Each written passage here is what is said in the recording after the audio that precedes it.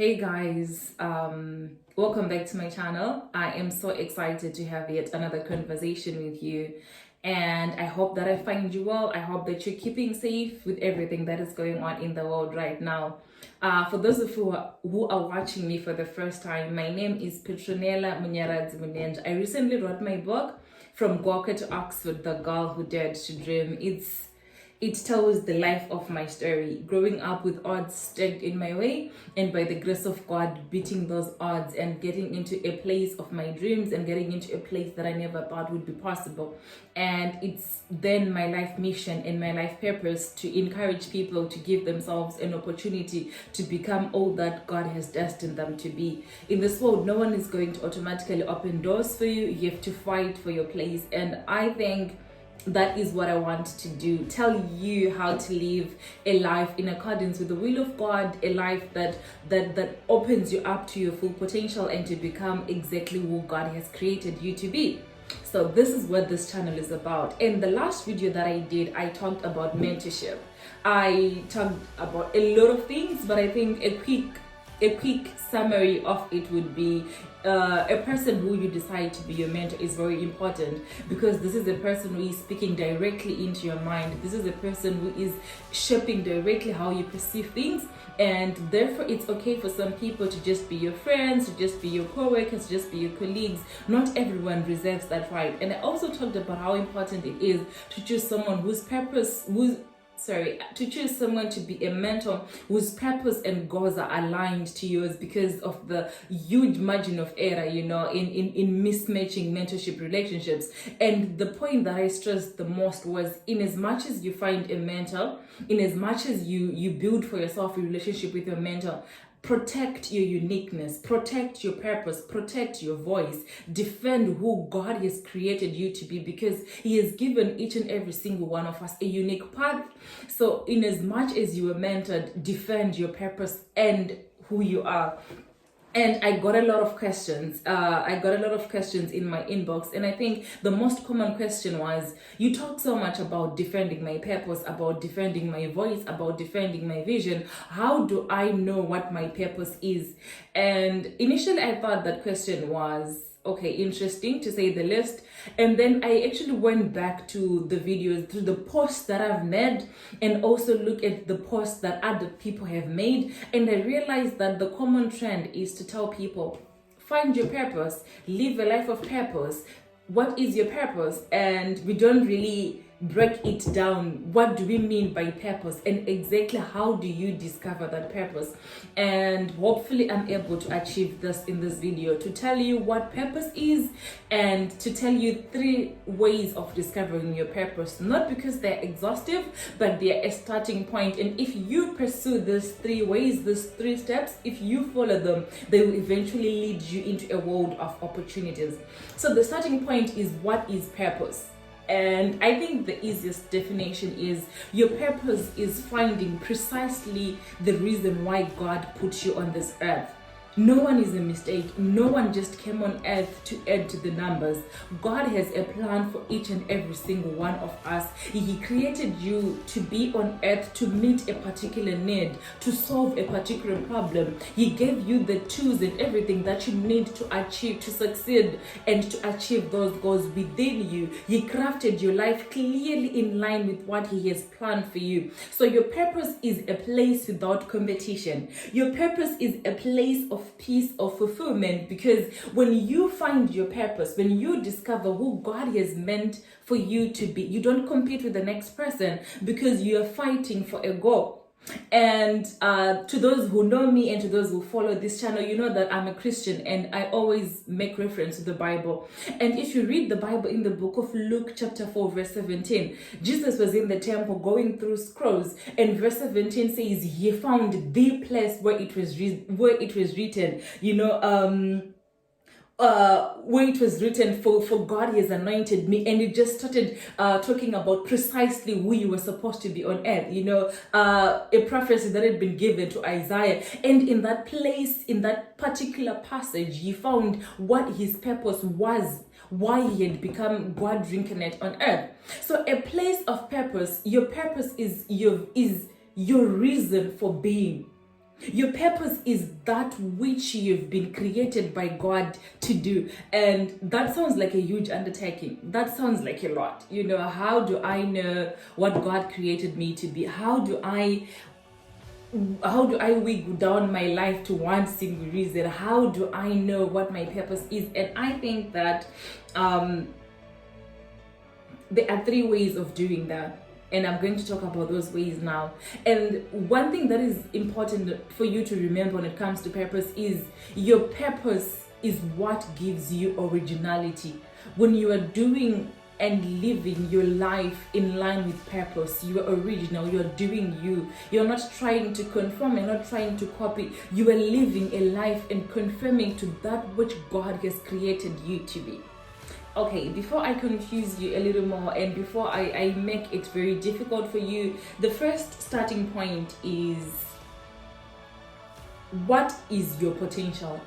The first step in recognizing your purpose is identifying your potential. What is it?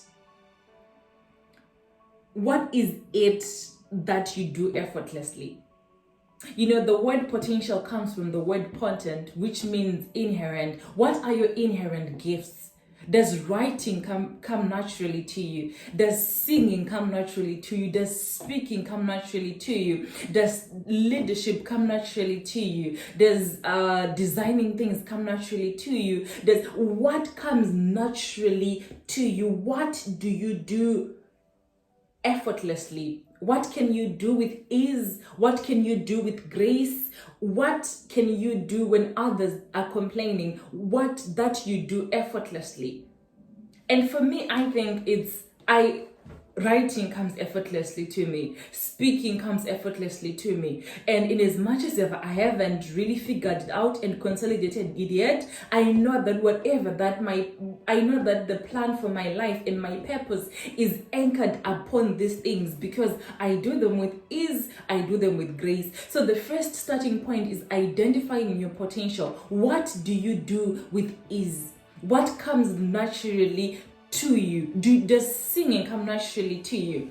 And the easiest way to notice this, the easiest way to pinpoint these areas, is to figure out what you do with the most easiness.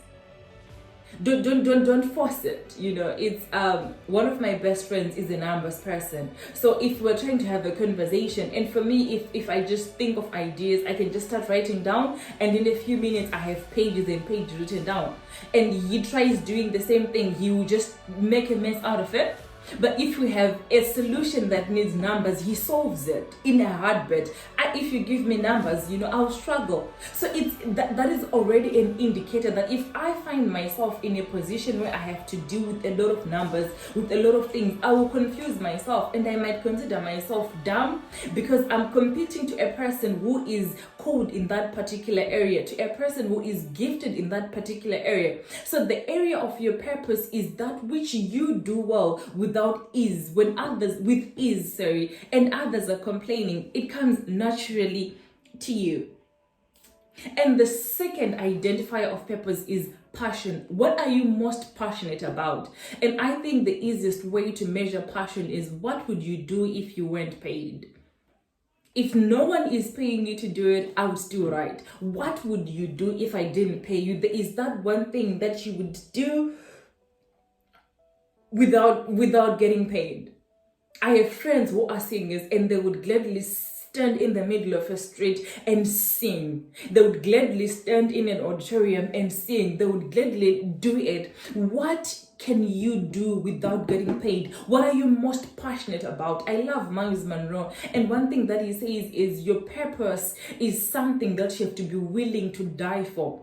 Your purpose ignites a passion in you that drives you to the point of being willing to do anything. What can you do if someone wasn't paying for you? What would you do if someone wasn't clapping their hands for you? What would you do if there wasn't an audience? What would you do if there wasn't someone to tell you, well done, keep going? What would you do if there wasn't someone affirming you, assuring you? If you find that thing that you can do with ease, that you can do without anyone paying you to do, that you love doing so much, then it might be an indication of your purpose, and pursue it more to find what God has installed for you. And the third thing is, and this is very interesting, what makes you angry and what pains you the most? This is a very tricky qualifier. Let me explain it. And I think the easiest way to explain this is to use the life of Moses. Moses, when he was in Egypt, and then he had been drawn out of the water, and he had gone to be in the palace, and he was an Israelite, though he was in an Egyptian palace, and he always knew. And before he even had an encounter with the burning bush, before he even had an encounter with God, he saw this Egyptian killing this Hebrew, and he was so angry that he killed that Egyptian and buried him in the sand. I'm not justifying what he did, but that act of this person taking advantage of this person made him so pained, made him so angry that he acted. And this was in line with what God had called him to be. He was a deliverer. He was someone who was going to take people from 400 years of misery into the place of the promise of God. So usually your assignment is linked to the things that makes you angry the most. If you look at the world we live in today right now, what makes you angry? What makes me angry is to see people with potential die down without ever being acknowledged. What makes me angry is seeing young girls who have their whole lives ahead of them failing to go to school because they don't have school fees. What makes me angry is seeing young kids in Africa who have their whole lives ahead of them being told to be entrepreneurs, to be hustlers in an environment where education offers a way out in those environments. And because that is what makes me angry, and that is what pains me, I'm actively pursuing that. And because I recognize that it is the area of my assignment. What makes you angry? If you look at the world right now, what injustices make you angry? If you look at the world, if you look at your community, if you look at everything that is going on, if you look at your situation, if you look at your country, if you look at everything, what makes you angry? What pains you the most? What makes you have sleepless nights? I have a friend who, when there is a story in my country, I'm from Zimbabwe, of a 14-year-old girl who died while giving birth. I saw that story, my heart broke, I cried. And then I have this friend of mine, she was so moved that she wanted to do something about it. She calls me and she's like, I'm going to start an organization, I'm going to fight this, I'm going to fight this. And in as much as I had been pained, I hadn't been pained enough to want to come up with a solution precisely to do with it. And I remember listening to her and telling her, you know what? You're always struggling with purpose. Maybe this is what God has called you to do. Take stock of your life. Take stock of your relationships. Take stock of your environments. Take stock of your family arrangement. What is it that pains you the most? What would you change? If you had the power to change something and to fix something in the world, what would it be? If you find that thing, it could be an indication and a pointer to the purpose that God has given you. Okay, this video is becoming too long now, so I'll try to conclude it.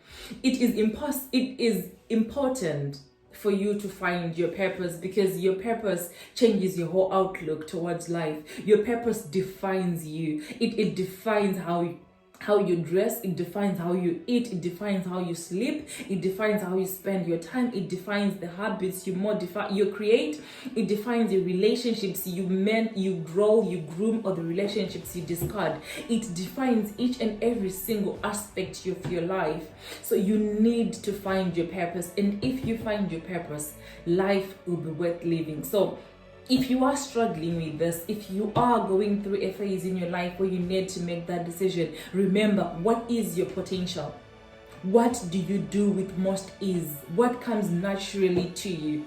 What do you do with easiness? And when others are complaining, for you it's easy. The second pointer is, what are you passionate about? What would you do if there was no one clapping hands for you? What would you do if there was not an audience? It could be a pointer to your purpose. The third thing is, what pains you and makes you angry the most? What is an area of your passion that moves you to the point of wanting to act? These three things could be a pointer to your purpose and for you discovering who God has created you to be. I hope this video helped you. And as always, leave your comments. And if you cannot leave a comment, come to my inbox, share your thoughts, and let's have more of these conversations. Before I end this video, I want you to go to the website petronelamnenza.com and register to get notifications about the book launch and the foundation launch. Please support the foundation. Please help me make a difference. And I am so excited that the book will be launched very, very soon. Thank you so much for this conversation. See you next time.